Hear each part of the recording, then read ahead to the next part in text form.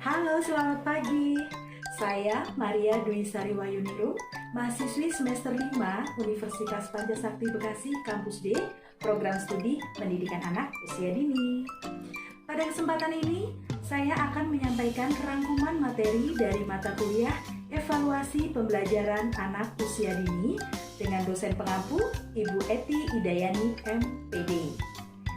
Mari kita saksikan bersama-sama. Selamat menyaksikan. Dalam rangkuman materi evaluasi pembelajaran anak usia dini, saya membagi menjadi 4 pokok pembahasan. Pembahasan yang pertama adalah observasi bagi PAUD. Pembahasan yang kedua adalah portofolio PAUD. Pembahasan yang ketiga mengenai asesmen di kelas PAUD. Dan yang keempat membahas mengenai evaluasi perkembangan anak. 1. Observasi bagi PAUD. Pentingnya observasi dalam PAUD. Observasi yang dilakukan guru terhadap anak merupakan proses awal untuk memperoleh informasi mengenai perkembangan anak secara keseluruhan. Lalu, berikutnya dapat diambil keputusan untuk kepentingan pendidikan anak tersebut. Guru diperkirakan membuat ribuan keputusan dalam satu hari. Semuanya itu berdasarkan hasil dari evaluasi observasi, kemudian memutuskan dan bertindak ini dilakukan berulang-ulang sepanjang hari. Hal ini dapat dilihat dari gambar di samping. Manfaat yang diperoleh guru melalui observasi. Yang pertama, meningkatkan sensitivitas terhadap anak secara umum, biasanya berupa kepekaan akan wilayah perkembangan anak. Juga mempertinggi kepekaan akan kualitas unik dunia anak. Hal ini dapat memberikan guru pemahaman yang lebih baik dan rasa empati terhadap anak. Yang kedua adalah memperdalam pemahaman terhadap anak secara individual, yaitu bagaimana mereka berpikir, merasakan, dan bagaimana mereka memandang dunia, serta apa minat dan kemampuan serta karakteristik respon yang seperti apa yang mereka miliki. Hal ini akan berguna ketika merencanakan kurikulum yang memenuhi kebutuhan anak dan dalam mengkomunikasikan perkembangan anak kepada pihak lain seperti orang tua anak, mungkin atau terapis bagi anak berkebutuhan khusus. Yang ketiga adalah memahami relasi sosial antara sesama anak, juga antara anak dengan orang dewasa yang berada di sekitarnya. Hal ini memungkinkan guru memfasilitasi hubungan antara anak di dalam kelas, baik hubungan dengan teman-temannya maupun dengan orang dewasa yang berada di sekitar anak. Kemudian yang keempat adalah mengasah kepekaan mengenai bagaimana lingkungan digunakan oleh anak, keluarga, dan staf sekolah. Sehingga di dalam hal ini guru dapat memperbaiki dan meningkatkan kualitas lingkungan di mana anak tersebut berada. Kemudian yang terakhir adalah meningkatkan kemampuan untuk berbagi aspek-aspek yang berarti dari perkembangan anak dan kemampuan untuk memperlihatkan kekuatan dari pembelajaran anak.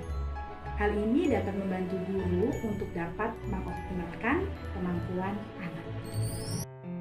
2. Portofolio PAUD. Portofolio PAUD. Pengertiannya adalah suatu cara yang digunakan untuk mengamati perkembangan hasil karya anak dan catatan anekdot anak usia dini dalam rangka melakukan evaluasi dan penilaian PAUD. Penilaian portofolio PAUD adalah salah satu pendekatan yang digunakan untuk merekam berbagai unjuk kerja atau bukti nyata hasil belajar dan catatan anekdot anak usia dini. Kemudian semua data yang telah dikumpulkan guru selama mengamati anak, baik berupa checklist, catatan anekdot, dan hasil karya, perlu dikumpulkan dalam satu berkas dalam wadah yang ditata dengan rapi. Ingat, satu anak memiliki satu wadah yang telah diberikan identitas tentang anak tersebut. Kumpulan data tersebut diurutkan berdasarkan tanggal peristiwa. Kumpulan semua informasi tersebut dinamakan portofolio. Contoh portofolio PAUD. 3. Asesmen di kelas PAUD. Penilaian pada anak usia dini.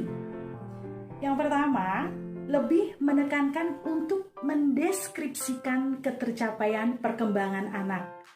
Yang kedua, kata yang lebih tepat pada penilaian anak usia dini adalah assessment. Prinsip penilaian hasil belajar menurut Permendikbud nomor 23 tahun 2016 tentang standar assessment.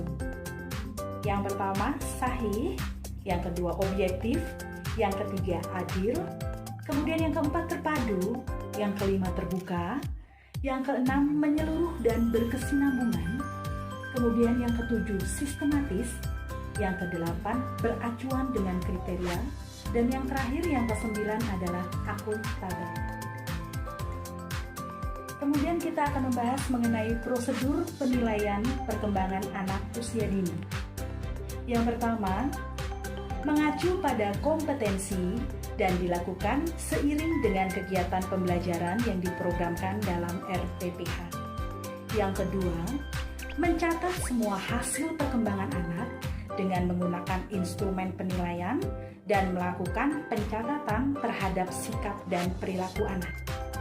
Yang ketiga, merangkum semua hasil perkembangan anak dan dipindahkan ke dalam format yang telah disiapkan sebelumnya. Yang keempat, mengolah hasil rangkuman selama 1 semester menjadi bentuk laporan deskripsi secara singkat. Kemudian yang kelima atau yang terakhir adalah merumuskan deskripsi secara objektif. 4. Evaluasi perkembangan anak. Evaluasi perkembangan anak. Pengertiannya, proses pengumpulan data atau informasi tentang anak yang ditujukan untuk membuat keputusan. Kemudian tujuan dari evaluasi perkembangan anak adalah untuk mendukung kegiatan pembelajaran.